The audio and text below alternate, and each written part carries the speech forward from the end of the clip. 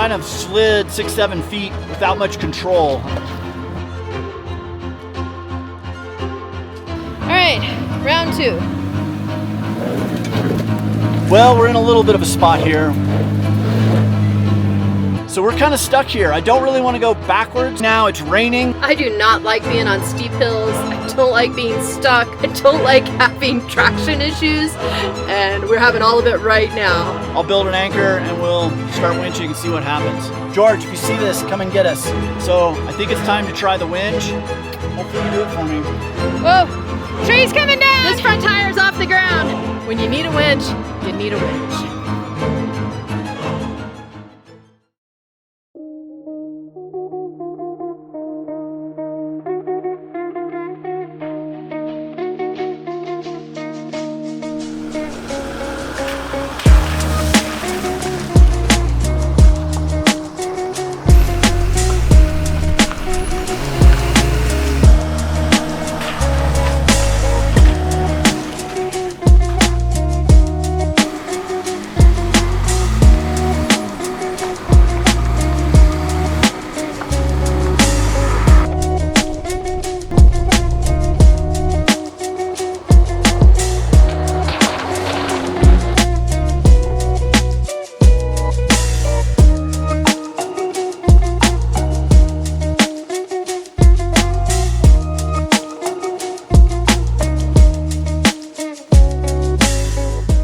All right, guys, we have discovered the most amazing place here in Costa Rica. We are up in the mountains south of San Jose, about, I don't know, maybe an hour, hour and a half. And we've gone up to almost 10,000 feet in elevation. We are in cloud forest up here. It feels very jungly, but yet it's different plants. There's ferns, there's all kinds of little weird air plants that grow in the larger trees. And this place is just beautiful. Now, to top it off, if I didn't like this place already, this is why it pushed it over the top for me. I have on long sleeves. We have left the coast where it has been oppressively hot. I mean, we've been in 90 to 100 degree temperatures now for a couple of months, and it is so awesome to be up here where it is getting down in the 50s at night. It's in the mid 70s in the day. The rainy season has just begun, so we have these sunny mornings, kind of like it is right now, but you can see the clouds are building, and it will probably be raining here in the next hour or two. But it kind of comes and goes, and it cools everything off, and then it starts over again the next morning with sunny blue skies. And if that's not enough, we kind of stumbled upon this amazing place here, Cerro Vueltas Lodge. This is an incredible spot. It's privately owned. This is a family that has moved here from the United States 45 years ago. They came here and they've built a homestead in these mountains. And since then, their children have grown up, and their children are now adults and are very much into conservation of this land and this forest that is around here, and building this lodge and bringing people up here and sharing this amazing place with them, not only just for recreation, but also for education. Many colleges are coming here and bringing students to study these plants and trees, and on their property, they have some of the oldest and largest trees in this area that are protected. They've got essentially an old growth type situation. It's really beautiful up here. To top that off, they do have a lodge. They can have guests come and stay here. This is a place you guys could come and stay. I'm gonna put a link in the description down below. All of the buildings here on this property were hand milled with an Alaska chainsaw mill. They didn't cut down any trees. They just used found trees that had fallen over, and it gave them enough wood to build this whole lodge without harming the forest at all. They also on property here have a series of trails that take you all up and down the mountain. There's waterfalls. You can see the ancient trees that are here, and some pretty neat hiking. Now, it's beautiful and sunny right now, but I know that's getting ready to change. I can see the clouds blowing in over here. Probably another hour or so, it's gonna be raining. And when the clouds are swirling around through here, it's really magical. We've been here for 2 nights, and I think we got to keep moving south towards Panama.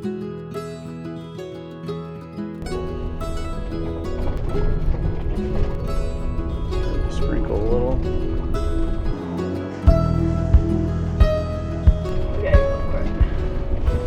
All right, so the weather changes quickly here in the wet season of Costa Rica. We'll be walking around on a nice little walk and it's blue skies, nice little puffy white clouds. And then 3 minutes later, it is downpouring. And that's what just happened. We were driving out of this beautiful little area where we're at, back here by the lodge, and it just cut loose. But that's the way it goes. We're gonna go and try to find lunch. Let's do it.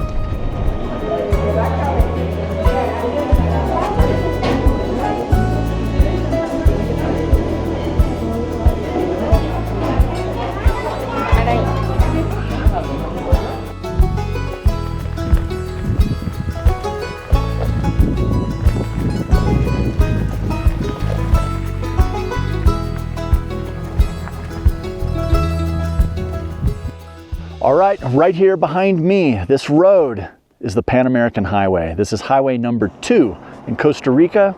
It goes up and over the mountains, and mountains they are. You know, everybody thinks of Costa Rica as being beaches, palm trees, surfing. Well, I'm here to tell you, Costa Rica has some really cool mountains. Now they're kind of rainforest, jungly mountains, a lot of really cool plants, but we are up here over 10,000 feet. And just like anywhere else, the plants are shrinking. It's becoming a little more, don't know if I can call it alpine, but it is definitely high altitude. Now we're gonna go up this dirt road and it's gonna take us to a spot where we should be able to see the Caribbean and the Pacific Ocean all from one spot. Let's go check it out.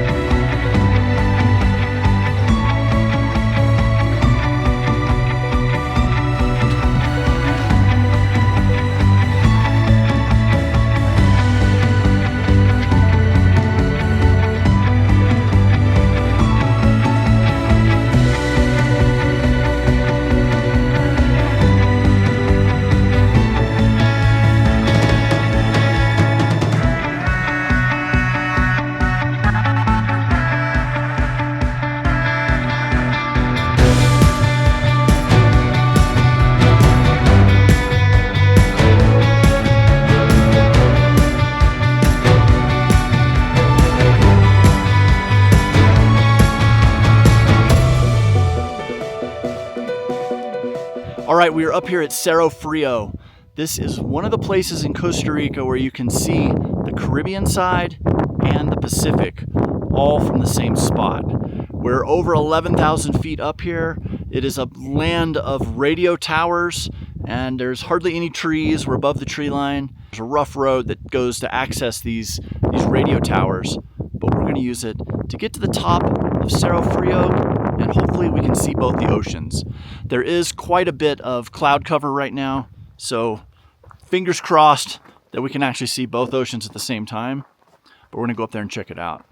It is about 53 degrees right now, which feels so good to wear a jacket here in Costa Rica. It's been so hot everywhere we've been for the last really 3 months since southern Mexico. All right, we're up here at the top of Cerro Frio, the cold mountain. It is full of antennas and different satellite dishes, and I don't even know what these are, microwave dishes. We can see the Pacific Ocean clear as day, but there are a lot of clouds buzzing around.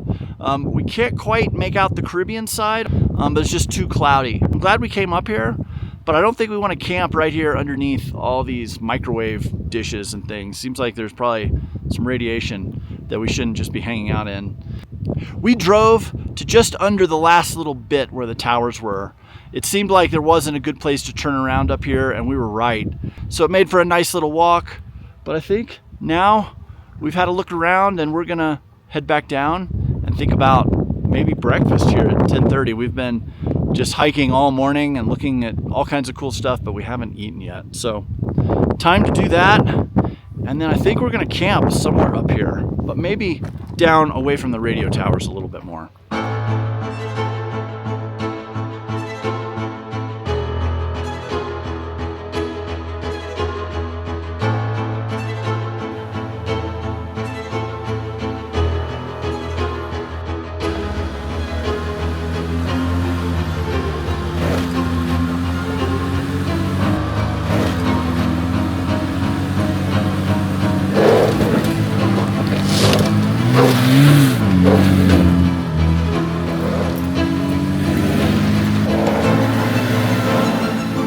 You almost got it. Come on, baby.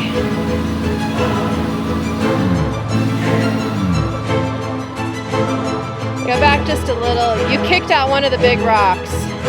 I think if you go from there, you might be able to have it. That might be enough momentum. Otherwise, you're gonna have to dig.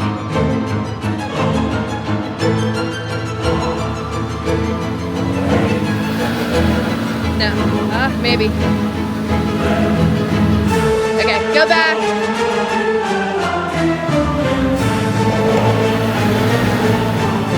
Yep. More.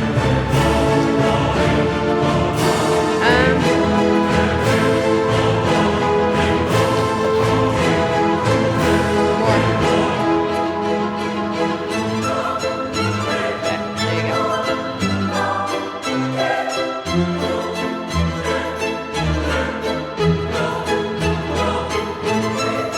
Yeah, you're sliding.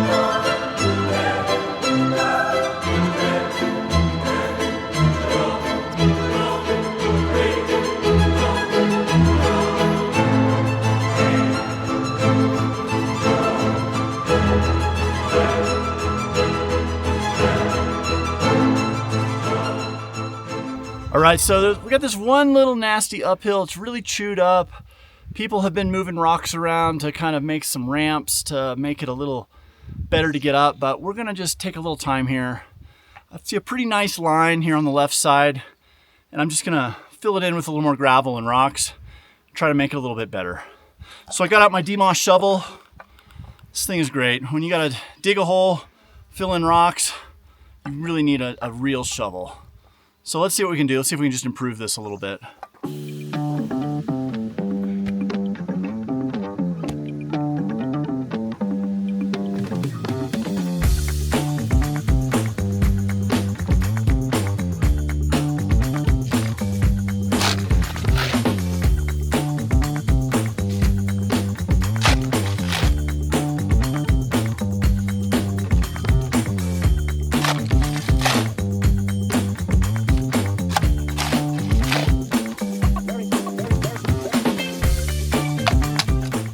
Ideally, I'd want to be pulling material off the side of the road, like where it's been graded or something, but there's not a lot of choices for that here. The sides of the road here are just covered in vegetation. It's super rooty, it's hard to dig in. There's kind of two lines going up this road. I'm trying to pick a spot in the middle where I can pull out a little gravel, put it in one of the places where people actually drive. So adding in the big rocks and then filling it in with smaller rocks, gravel, and dirt, just kind of fuses it all together and makes it a lot more stable once you're driving on it. It's less likely to kick out and just be more of a stable platform.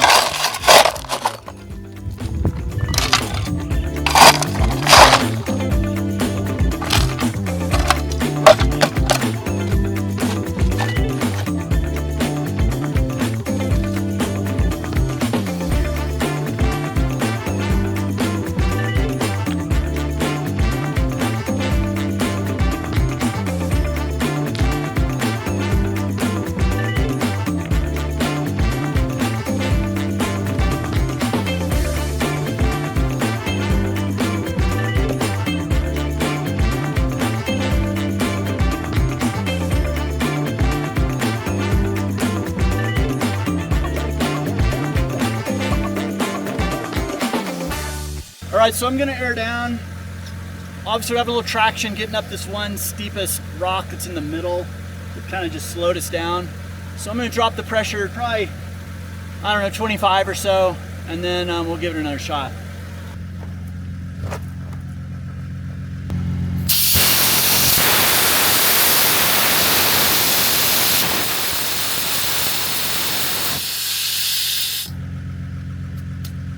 Boy, that's just the tricky part right there. All right, round 2.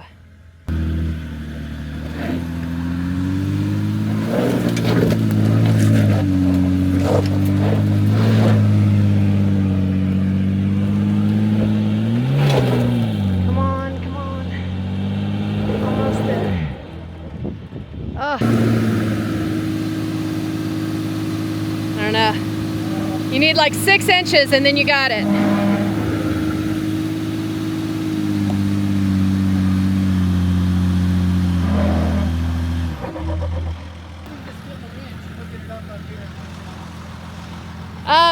You're just in a little berm. Just give me 1 second. Your tire's dug in about this deep, and so maybe even if you rock back like 6 inches and then go forward, you're gonna be better off.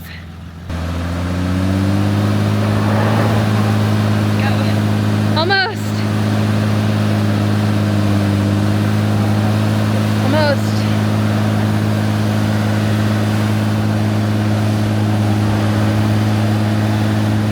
Traction control off. Huh? Okay. So your back wheel's spinning in this front driver's wheel. Almost.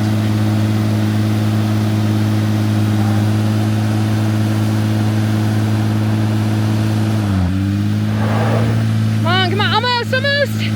Go, go, go.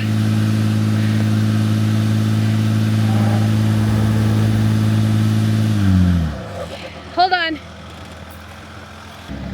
Oh, this is frustrating. Okay. See if it'll reset the computer and let me have a better shot at it. It's starting to rain. Of course it is. Almost.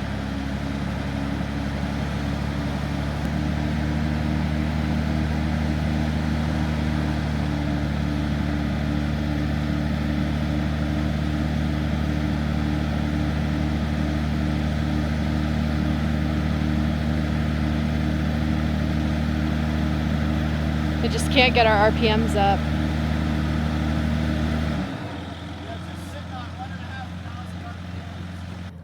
Well, we're in a little bit of a spot here. We are on this hill that was a little sketchy coming down. It wasn't really bad at all. The problem is it's all just loose, kind of gravelly dirt, and then there are some bigger embedded rocks that are very steep. And we've got the van kind of pinned in here next to 2 of the big rocks, and unfortunately it has a tire that isn't off the ground, but it's very light and it's wanting to spin, and it's the traction control system in these sprinters doesn't really like that. It wants to shut it all down, and it's not giving me enough RPMs to actually get over the obstacle. It's stopping me at about 1,000 to 1,500 RPMs. If I could get this thing to even 2,000, 3,000 RPMs, it would probably buzz right out of it. So we're kind of stuck here. I don't really want to go backwards because it's really gravelly and loose. And when I did that a minute ago, it kind of slid 6-7 feet without much control. And I don't really want to lose ground on a gravelly hill. So I think we're up to one thing. We've got our winch. So I think it's time to try the winch. Unfortunately now it's raining, which isn't going to help our situation at all. But there are a few little trees up here, and they're far smaller than I would really normally want to winch off of, but they're kind of all we've got. I'm going to try to tie 2 or 3 of them together and see if I can build an anchor out of that, and see if the winch will just give us that little bit of oomph we need to just get over this initial step, and then the van can take over from there. I think this has got a really good chance of working, but we'll see. So it's raining cats and dogs, and unfortunately this camera that I'm on right now is not waterproof in any fashion. I'm gonna have Kathy film a little bit through the windshield as she's sitting here sitting on the brake. I'll build an anchor and we'll start winching and see what happens. Man, I do not like being on steep hills. I don't like being stuck. I don't like having traction issues, and we're having all of it right now. And to top it all off, it's raining. He's telling me something, but I don't know what it is. All right, so Peter is hooking up the winch. We're gonna tie it to this tree right there and hope that that is enough to get us the 6 inches out of the way.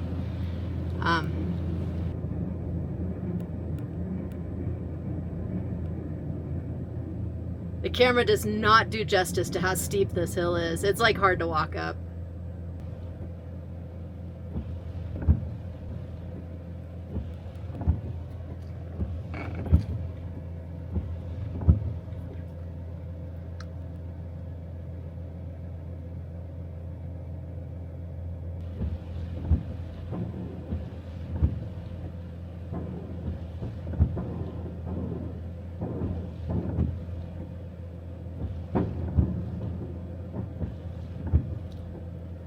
Okay, Peter's got us hooked up to a tree by the winch, and hopefully he's gonna come drive, because I don't really want to do that. It was steeper than it seems.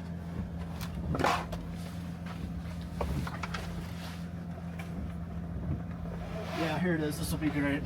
That thing is so useful. It is really, isn't it? Yep. Thank you and have it. I can't get the door shut. It just doesn't look that steep, but it really is very, very steep on this hill. We'll see. Hopefully Warren will get us out of this one. It's getting wet. It's getting muddy. I've anchored the winch line to 2 of the biggest trees over there, but they are literally about this big around. There's 2 of them. I've got them both hitched off. I think if they break, it's not going to be catastrophic. It's just going to like slowly and fold them over. But I tied them off right at ground level, and I feel like they have a pretty good chance of just giving us the little bit of help to get up this bump that we need, and it should just pull us right out. All we need to move is about 6 to 8 inches, and we're home free. We're gonna go out there. Kathy's gonna watch my winch for me. She's gonna stay in a safe zone. We've kind of talked about our plan. And then once I get up, I'm gonna hopefully get a little momentum, and I'm gonna try to pull up onto the pavement here where it's, I'm seeing skid marks on this hill where people have had a hard time getting up it just on the pavement. So hopefully that won't be a problem for us, but we'll know more here in a minute. So, all right, Warren, hopefully you do it for me. Hopefully this gets us out, because this is the challenge with being a single vehicle and exploring solo by yourself, is you get into these situations. And if George was here, we'd have his van too to use as an anchor. I think that would be better, but I don't know. George will be back in a week, so maybe we'll still be here. So George, if you see this, come and get us. All right, let's see if we can get ourselves out of here.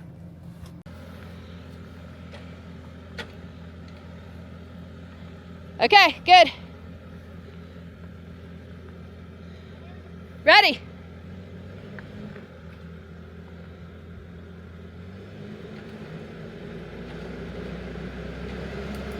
Whoa.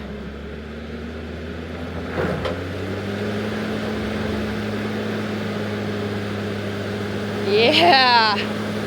Almost. Come on, baby. Come on. A little more. Tree's coming down.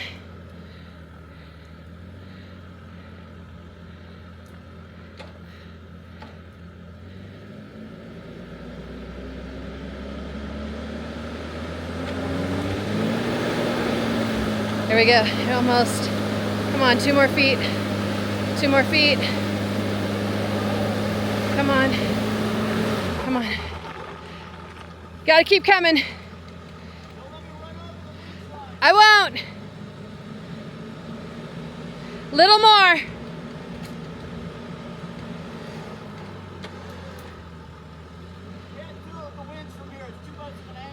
Okay. You want me to unhook the winch? Okay. Man, this thing is even steep to walk down.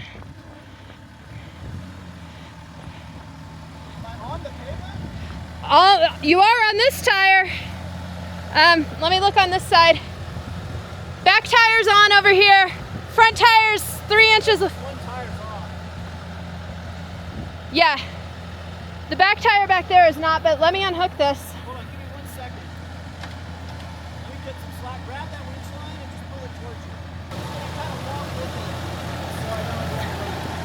I'm gonna just take this off.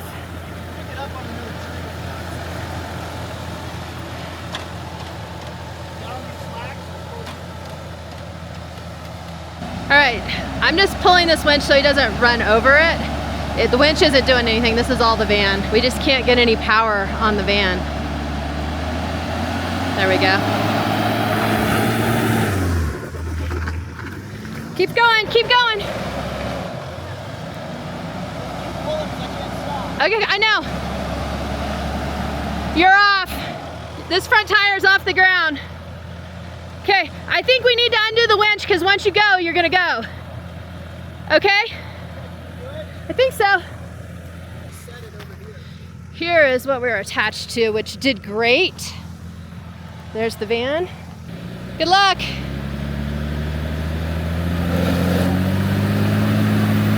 Go, baby, go, baby, go, baby, go! Woo! Yeah!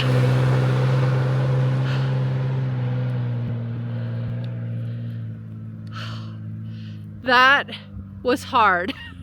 Jeez. Okay, now I'm gathering up all our stuff and walking up the hill to wherever he's found a place to stop. Well, sounds like he might not be all the way up, so I gotta go catch him.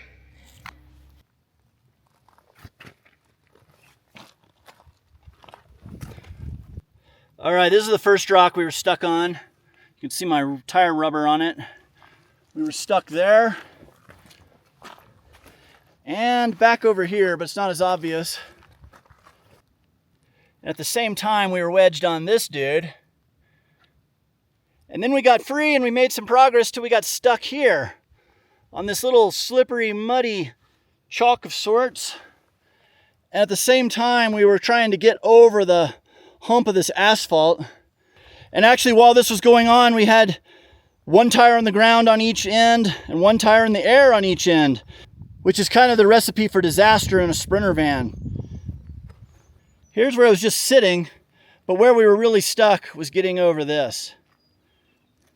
I'm sure this doesn't look that bad on video, but it sure was enough to stop us in our tracks. And I sure am glad I had a recovery kit with our worn Xeon 12S winch.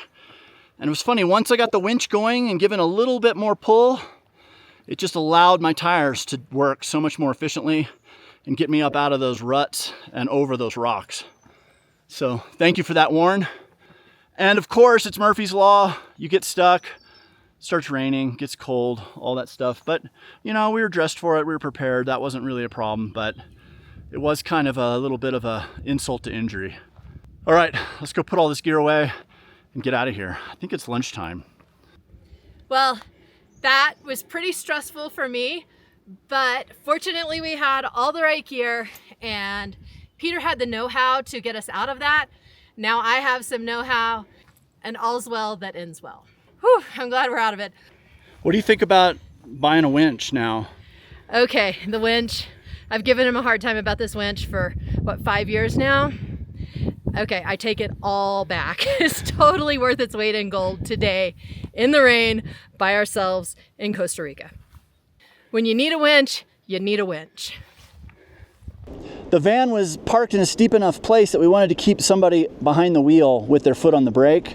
And so Kathy's traded spots with me. She got back there, and then I went around to the back. I opened the back doors to get my recovery kit out.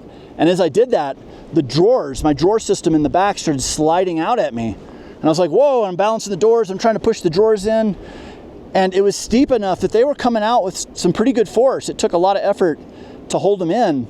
Well, then that took pretty much at least 2 of my hands to hold each drawer. And then somehow I had to then get the gear I needed. And some of my really burly gear is inside the big drawer. So I keep a few light things on the outside of the drawer, just in my Canyon Adventure Van's Dorganizer. And I keep this sling from Dead Man Off-Road.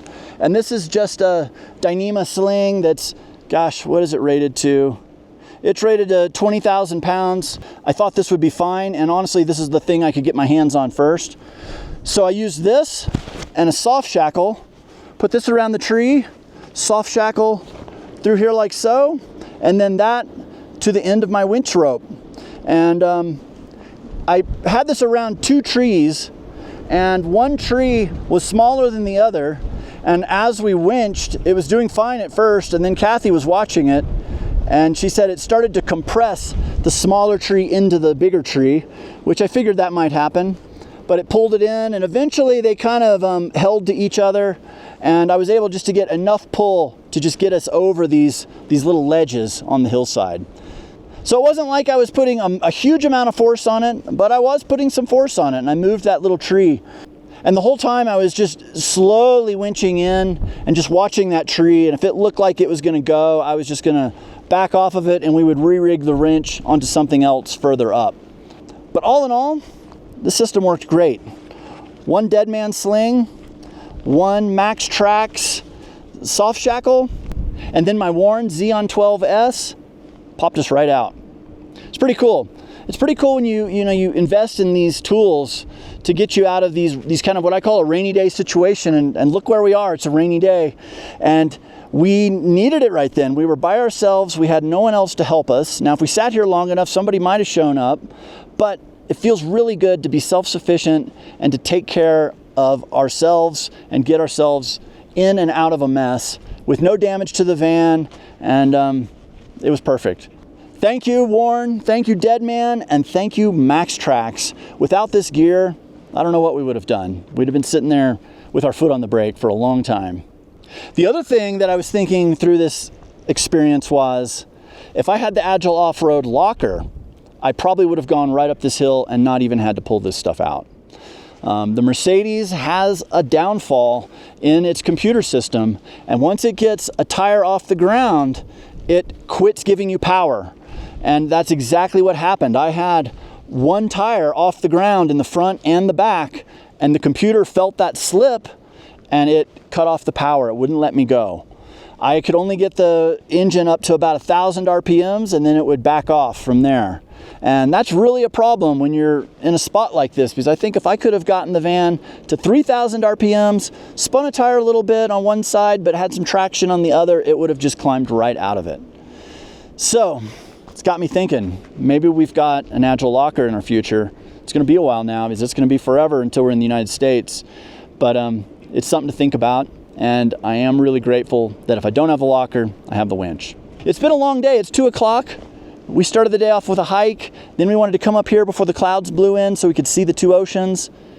Now it's 2 o'clock. We haven't even had breakfast yet. So we've got to stow some things here on the van, and then we got to air back up, and then we're out of here. I want to show you guys one thing that we did on the front of the van that I've never had to do before, because I haven't been in a situation where I've needed to winch out of something and then keep driving. And we felt like this worked pretty good. We were able to use our front lights here to basically coil our excess winch rope around. And so we could quickly throw it up there, and then that gave me the ability to drive a couple hundred yards up the hill to get to this flat place to park, to then stow all this stuff away. So I think that's kind of a cool new trick we discovered. Kind of a nice thing. It worked great with my lights. So we got to spool this back on the winch. An important thing when you're loading up your winch spool is that it's evenly spaced and it's on there. It's not bunched up or anything. So I got to go through that process here in a second. And then we got to air up, and then I got to put my other stuff away, and then we're out of here. All right, so let's get this stuff put away so we can get back on the road. I keep a basic recovery kit here. I've got my heavy duty stuff, my big tree straps and my winch line extensions and all that kind of stuff is in here. But I keep a basic kit with a few of these Max Trax soft shackles. I keep my Max Trax winch donut. I didn't need this today. I keep all of it right here in this Canyon Adventure Vans Dorganizer.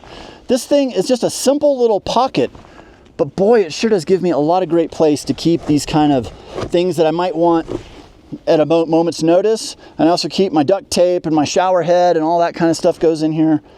This thing's been really great. And there is the factory pocket is behind here, and that's where I keep my jumper cables and all that kind of stuff that I rarely get to. It's a nice place to tuck it in behind there. And then this piece just Velcros on and off. So easy to get to. This worked really good.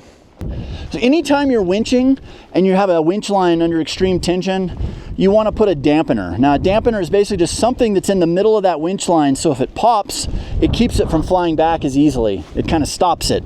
The thing that I've found, rather than hauling around a dampener that's just made for that, I like things to be multi-purpose because we don't have all that much room. And so I use this Inhabit Designs Works mat, and it allows me to throw it over the winch line, and then if it pops, it's a really nice dampener, and the rest of the time, it's my floor mat getting in and out of the slider door. So this works great, and this is proved over and over to have multiple uses that we find for this thing. It's just been so handy. So thumbs up to Inhabit Design Works. Check those guys out. We've got their whole flooring system in the van too. It's been great stuff. So the winch sits on a spool, right? And we want it to be spooled going evenly across, back and forth, kind of like you think of a fishing rod. You know, you don't want all the line wound up on one side of the spool because one, it can put tension on itself and create bad things, and two, it can actually jam in there. There's not enough space to hold the line all bunched up on one side. So it ideally needs to be evenly spaced on the spool, and this is the biggest hiccup, that after you use your winch, you got to put it away properly. So I'm going to use my controller, and I'm going to stand back here, and I'm going to slowly winch it in, and as it's going in, I'm watching it, and I'm moving my hand back and forth to make my line go back and forth on the spool so it goes in nice and even.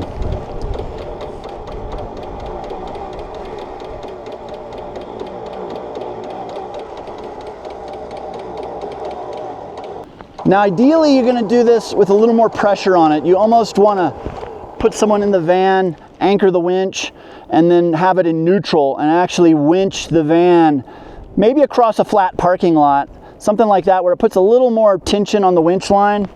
But where we are now and it's raining, I'm going to take this the quick way, and we'll probably deal with this a little bit later. But it's going on there nice and even. I'm happy with that. The thing that you've got to be very careful, and I mean extremely careful, as you get close to the end, you never want to have any chance of catching a body part, a hand, a finger in the winch fair lead, the very front here. And so you're going to see me go really slow when we get there, and when I get close to it, I'm not going to hold it like this, I'm going to hold it like this. So as it's pulling in, there's no way I can get a finger in between it, and that's the safest way, because this thing is extremely powerful and it will just crush your fingers like a grape. So we don't want to do that. And then I also like to keep the sheath right at the end. This just protects the rope at the very end, and it also keeps all the road debris and stuff. I think it just helps. So let's do it. Let's take it on in.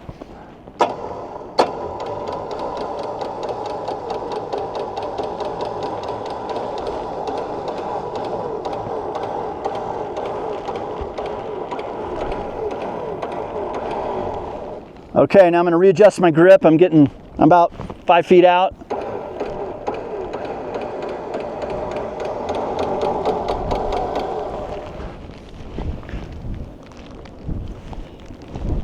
And you never want to let somebody else work the controller for you when you're doing this. This should always be the same person working the line and the controller. Then there's no chances of confusion and somebody losing fingers.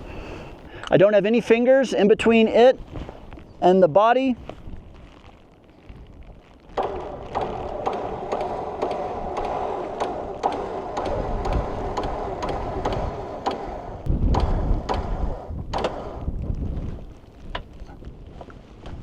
I kind of center it up, and then I'm going to give it one last little bump of the button just to snug it up. That's good. Now I've got a power switch back here. I'm going to flip it off, and I can turn off my controller, and now we got to air up. You guys have seen me air up, so I don't know if I'm going to show you guys doing that again, but the winch, it's a great tool to have. I'm really glad we've invested in that and we have it with us today. Well, what a day that was. Man, we just went around sightseeing, got stuck, got in some rain, and drove around on some really cool roads up here that access these antennas, but I think we might have found a really nice campsite up here. This is just kind of on that access road that goes up to the mountain. This is just about a mile down the mountain from where we got stuck, but it's a really nice pull out. I think it's going to do perfect for tonight. Camping in Costa Rica is really interesting. It has been a mixture of some really cool paid camp spots and some really fun free ones too. So you can kind of pick your poison there, pick your budget. This spot right up here, we're at well over 10,000 feet up here on top of this ridge. And we are not far off the Pan American Highway. It is just 3 or 4 miles down the road. And this would be a great place for any of you guys who are coming through here to camp. I'm going to put this location in our Patreon. It'll be available for all my patrons, no matter what level they're at. You can see where this spot is. It's a good one. And that brings us to our patrons. It's these guys listed right here. Thank you so much for your support. It means so much to us. And that's it for this episode. And until next time, I hope I see you somewhere over the horizon.